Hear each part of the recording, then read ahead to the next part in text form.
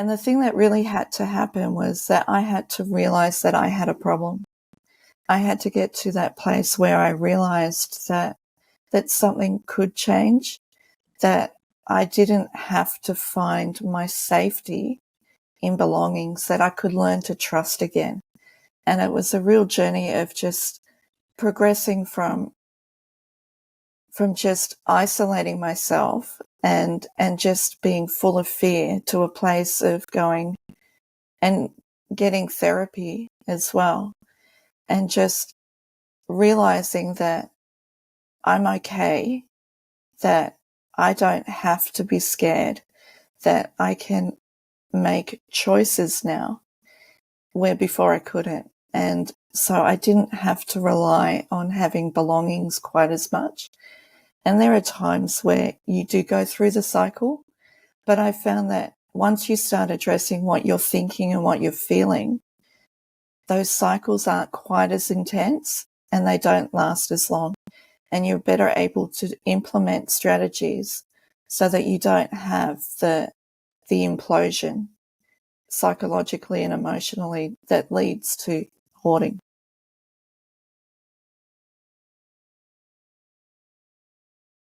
Welcome back. This is Pat Mesiti's best-selling author podcast. Lynda McCallum is here from Hoarding and the number 2 freedom.com.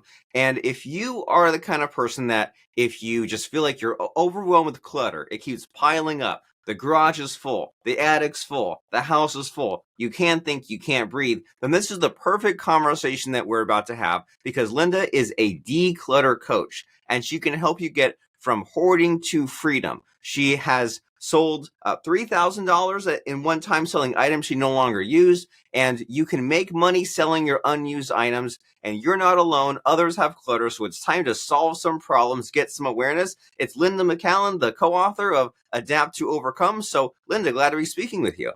Hi, Robert. Great to be here. Great to have you here, and excited to jump in and find out about some of the maybe the non-obvious insights and ahas that happen with clutter. And so just jumping right in, what is your relationship to clutter? Have you gone through it? Do you have friends and family that have experienced it? What's your relationship here? My relationship with clutter is that I'm a hoarder.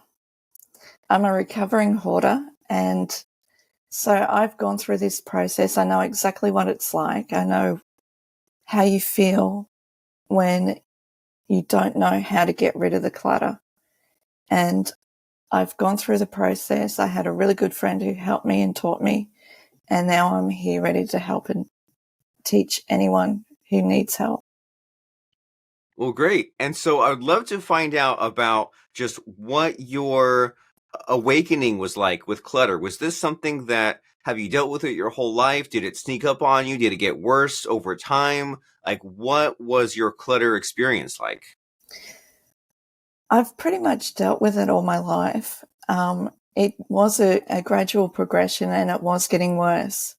I wasn't quite at the point where you couldn't actually walk through the house, but it was pretty bad. And the aha moment was when I invited a friend over, and the dining table was so full of paper and stuff that there was nowhere for us to sit down to eat. So we had to sit on the floor. And I realized that, hey, my friend deserves better than this. And so I started questioning what I was doing and just starting to realize that, hey, I could change this, and started a little bit at a time. Well, great. And so to help us understand, like you getting to that point, what is the psychology behind it? Because I imagine just from pure guessing that this is the kind of thing where there's like some like safety, insecurity attached to it, and that it might even be perhaps cyclical, where things pile up and then you end up kind of being driven to get the comfort of more clutter to get more, and it kind of feeds on itself. But what is the sort of psychological awareness we need to have when it comes to clutter? Well, you're absolutely right. It is cyclical, and it is a comfort factor. For me, I found safety in things, and so I felt safer with belongings than I did with people. And that came from a place of just not feeling safe in my world. And the thing that really had to happen was that I had to realize that I had a problem. I had to get to that place where I realized that something could change, that I didn't have to find my safety in belongings, that I could learn to trust again. And it was a real journey of just progressing from just isolating myself and just being full of fear to a place of going and getting therapy as well, and just realizing that I'm okay, that I don't have to be scared, that I can make choices now where before I couldn't. And so I didn't have to rely on having belongings quite as much. And there are times where you do go through the cycle, but I found that once you start addressing what you're thinking and what you're feeling, those cycles aren't quite as intense and they don't last as long. And you're better able to implement strategies so that you don't have the implosion psychologically and emotionally that leads to hoarding. And this all sounds like it's maybe like a mild flavor of addiction, perhaps, where there's It is. the fear and the insecurity, and that this is maybe not something to be cured instantly overnight, but something to be managed. And maybe you look at this big giant problem, which is the fear that's maybe triggering some of this behavior, and saying like, okay, well, I need to maybe be aware of what's triggering it, and then like dissect it into smaller pieces and break it down, and think to myself, well, why am I experiencing this? And also you mentioned about having the outside therapist to help us out with this.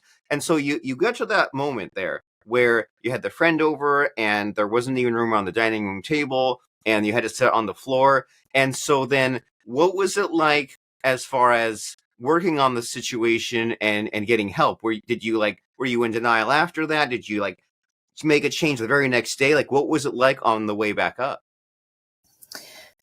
It was interesting. It started in the mind, and it was the realization that, hey, I've really got a problem. If my friend has to sit on the floor to eat, I need to change some things. So it was a good couple of weeks of just thinking about it and just realizing slowly that I had the opportunity to change something, but also just trying to become aware of those thoughts. And when I wanted to be around things and things were getting worse, in piles being created more, as I became aware of those little thoughts that were in my mind of, how am I feeling? What am I thinking? And just realizing that I was stuck in a cycle of constant fear. And it was just that becoming aware that I needed things more than I needed people, that I needed that security. And you're right, it is an addiction. Like a lot of people rely on alcohol so that they can become numb or feel different. With hoarding, it's you need to buy the next thing. You need to collect the next thing. And sometimes it can just be anything, or it can be a specific collection. I ended up with like 37 chairs.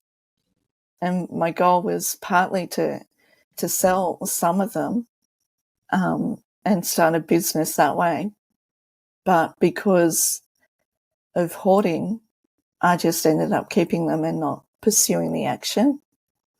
So, yeah, it's that addiction, and it's just questioning the thoughts that you have so that you can begin to crack open the stone that stops you from actually getting rid of things.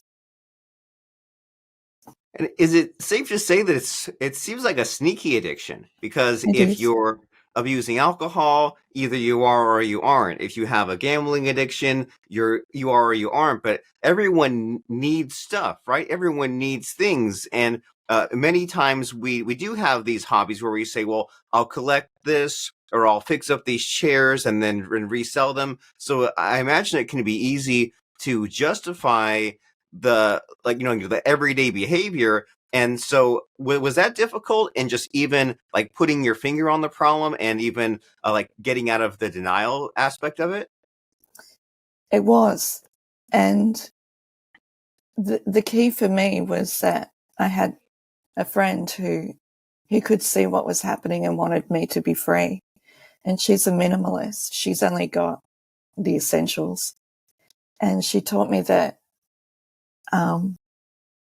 that I could be safe and that I didn't have to rely on things, that I could learn to trust, that that I didn't need to feed that addiction. Because for hoarders, you can just start off with a collection. I mean, you could start off just by collecting CDs or DVDs, which is showing my age. And then you could end up like with 200 of them, which is what I did. I had a whole collection of DVDs and CDs and books. And it wasn't that I was listening to them all the time. It wasn't even that I was reading the books. It's just that it's almost like a shopping addiction that also fuels it. And then it's collecting. And so you could be collecting, for example, sports memorabilia. And you're thinking, this is awesome. I'm supporting my team. And I'm just being a part of a community. But when it gets to a point where it's impacting your life, it's impacting your finances because you're spending beyond your budget, then it can just become really problematic. And a lot of people, they just start off small and they don't even get to the place where it becomes hoarding. It's just, mess and a bit of clutter. It can be a drawer or a cupboard or even a room, maybe the garage, where you've just got a pile of stuff that you just haven't got to. But And we all have some of that, right? We all have the junk drawer or the messy garage, of course. Absolutely. And that's not necessarily a problem. But for some people, it can become a problem because then it can spread throughout the house. So my goal is and what I am doing is helping people to be aware of what they're thinking and feeling so that they have the opportunity to change it and actually become free of that room. And in some way, I find that everyone holds on to things, whether it's just one thing or a group of things. And it can even be sentimental value. But yes, we need to get to a place where we don't need it. We can use it. We can love it. We can appreciate it. But we don't have that unhealthy need for it. And that's the difference.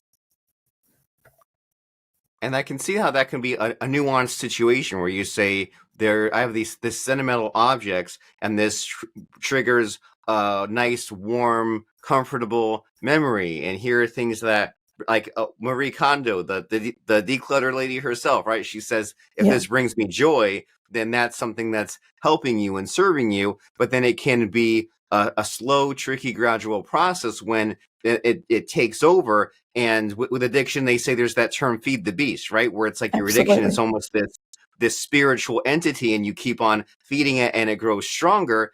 And the path to maybe beating it begins with being aware of some of these things and figuring out your own boundaries and rules, and getting this outside help that you're mentioning, like the supportive friend. And so, how did your friends break through? Because that's another kind of tricky situation, right? Where if you have a friend who has a problem like this, or maybe vice versa, your friend tells you that maybe there is a problem, like maybe sometimes you don't want to listen to outside help, or maybe they might be a little too bossy. So how did your friends kind of navigate that? How was she able to be helpful and supportive, but also not being like insulting towards you?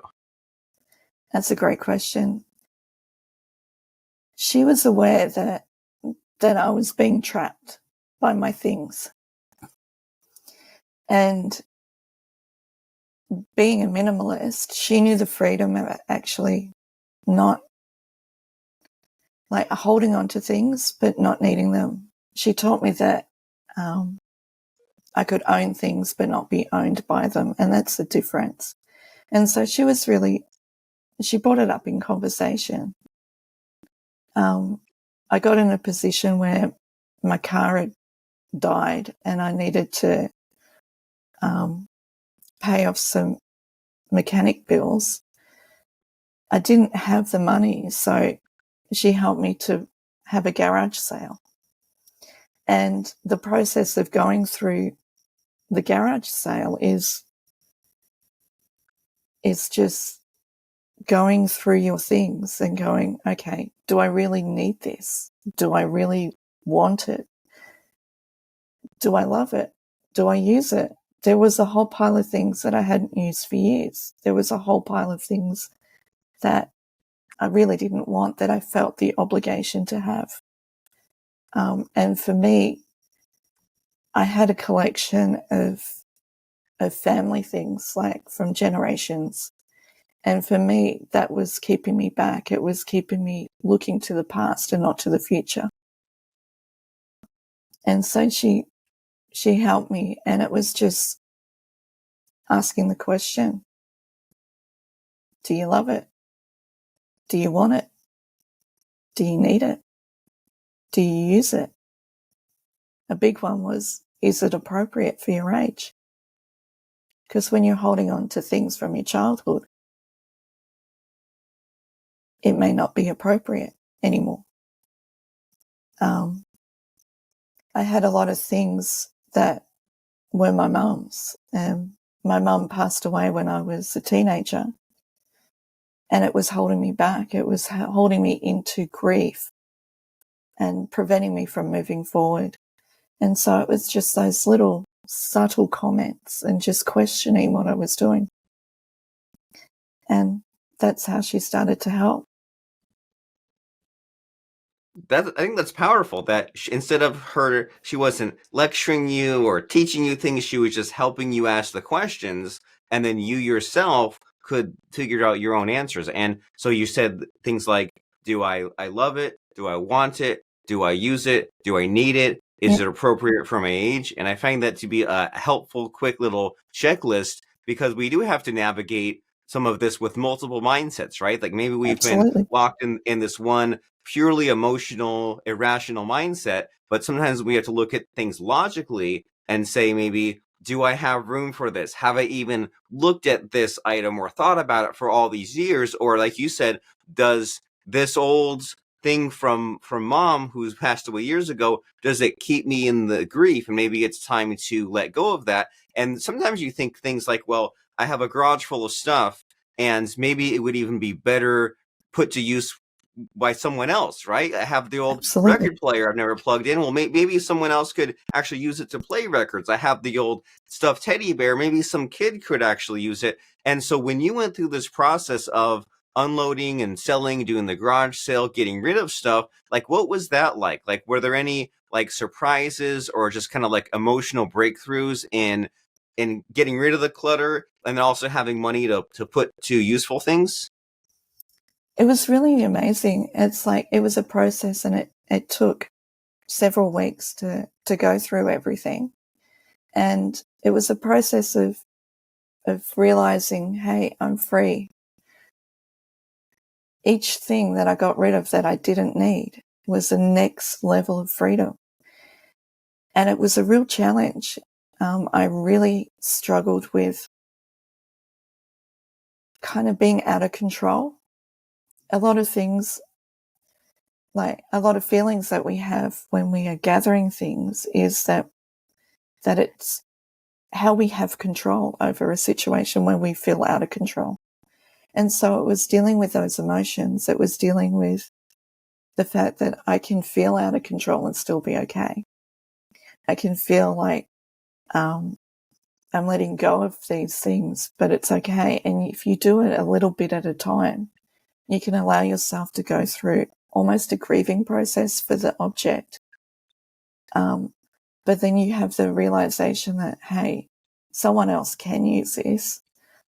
I am better off with the money so that I can meet my needs and everyone can benefit. And as you go through the process, each step, you become freer.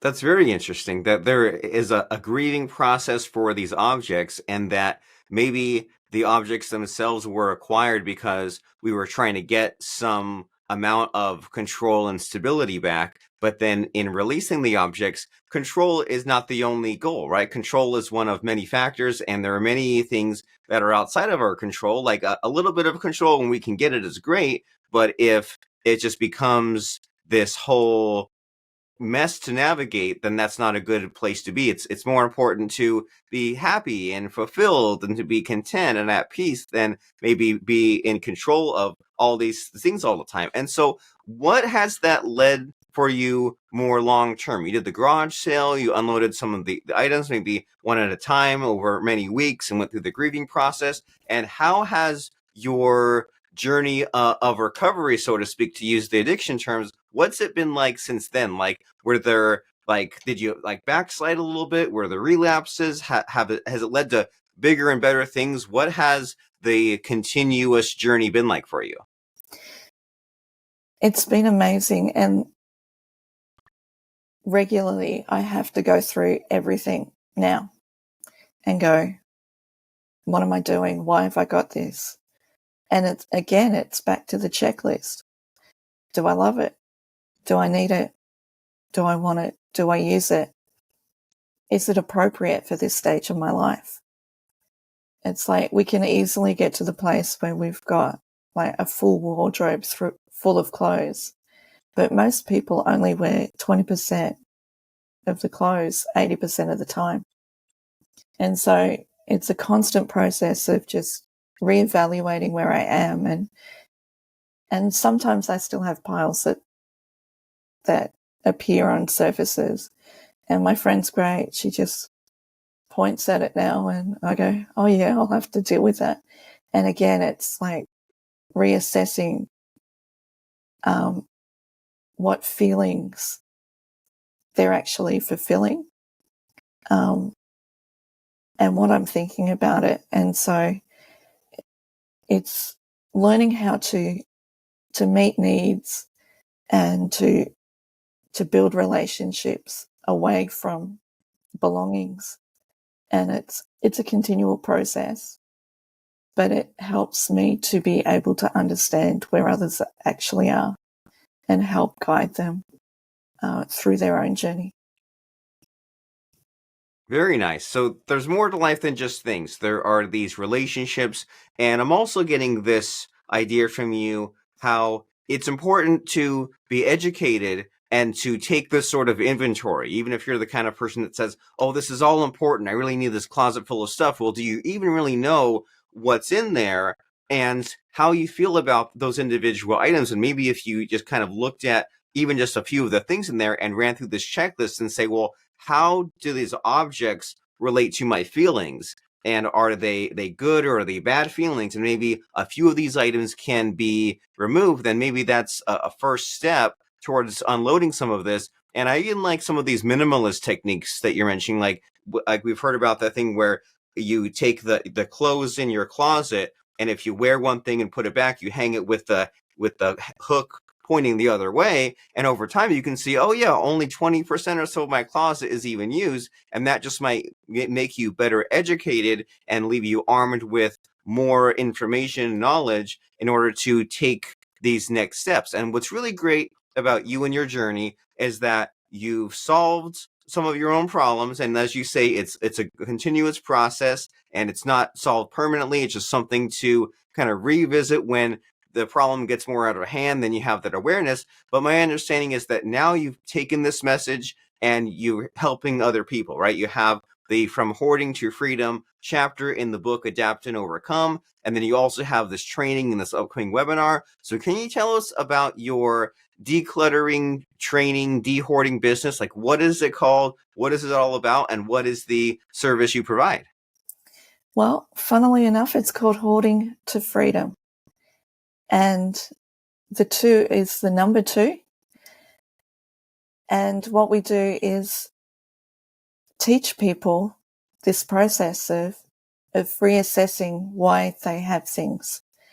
And for some people, they may just have a cluttered desk, and that's awesome. We can work with that.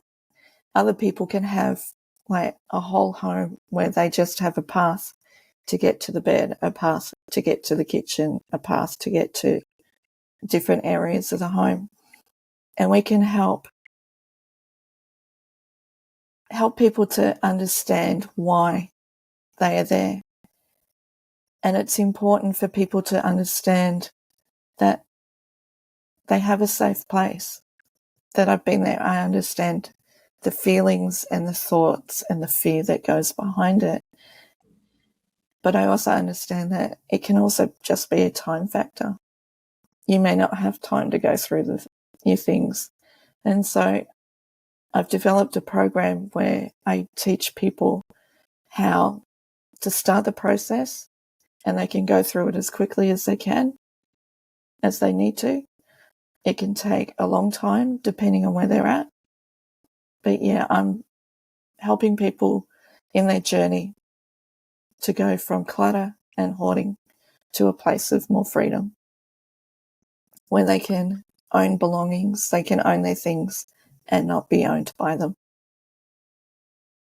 And that is, I think, what we all want. And it's great that we live in an era where we have options, where you don't have to live like this. If you're completely happy living in the clutter, that's great. But what would it be like in the hypothetical scenario if you were able to get to the other side of this and still have the things that you want, but know where they're located, and not have this whole mix, and not have the fear and anxiety that comes from just seeing there's only one little path to the bed, or whole rooms that you can't even access. And maybe it started innocently enough, right? Maybe it started as a sort of coping mechanism to deal with the fear, but then gradually over time, didn't happen overnight. It became this thing where now looking at it, thinking about it, even working on it becomes a source of anxiety and stress. And what's good about what Lynda said here is that there's a process, right? Other people have been where you're at. You don't have to go through this alone. There is a proven step-by-step method to getting a handle on this from someone who has dealt with these emotions, these feelings, who has been where you are. And the place to find out more about that is hoarding2freedom.com. And what specifically will they find on that webpage, Lynda? Well, we're going to have a webinar, and they are welcome to come along and learn exactly what I teach people, and we'll cover a lot of the things that we've talked about. And we're just going to have a discussion, and then they have the opportunity to choose to act and get some help, or just to have it as a learning process. I just want to help people to get to a place where they can heal. And sometimes it does help just to have that first step, right? Just to get the education and say, I'm not completely ready to like clean 10 floors or 10 rooms in my house, or clean the upper floor, but maybe just to know what's possible, just to get a little bit of initial education. Exactly. And I find that this education is really important, because we have to change the way that we think. We have to change the way that we see things and the way that we believe. And it's really important. I started with just going through 5 pieces of paper. I picked up 5 pieces of paper from my dining table, and I went through them. I threw out some, I filed others, and then I thought, hey, that was pretty cool. And I picked up another 5 and did the same. And it can be that simple to begin. We don't have to worry about the room. Just a little portion of a pile is a good place to start. Right. They call those baby steps where you need to get the work done anyway. So why not start small and then congratulate yourself on that micro task done and say, hey, that was way easier than I thought. I actually enjoyed cleaning that up a little bit. Then I am excited to do more. So you can kind of take the reins back from the addiction. The addiction used to say, well, you get excited by adding. Well, maybe get excited about removing and making this positive change in your life. And so that's a really cool story there, Lynda, of just fixing those 5 pieces of paper. And I think we can all look around the house and say, hey, well, there's those piles of paper. They've been looking at me for the last 3 weeks. Maybe it's time to tidy that up just slightly. And so as we're winding down our conversation, it always helps to end with kind of a bang instead of a whimper, with a profound quote or idea. So in this journey, this transformation you've experienced, was there anything that you heard or learned or experienced that could be really helpful? Like, was there a helpful lesson or quote or something that you thought or someone said that really just woke you up? Does anything come to mind in that department as far as a powerful quote or lesson? Well, as I've said, the most powerful was questioning. Do I love it? Do I need it? Do I want it? Do I use it? And another important lesson was, do what you know you need to do today, because you don't know when the unexpected is going to come. And it helps you to be ready.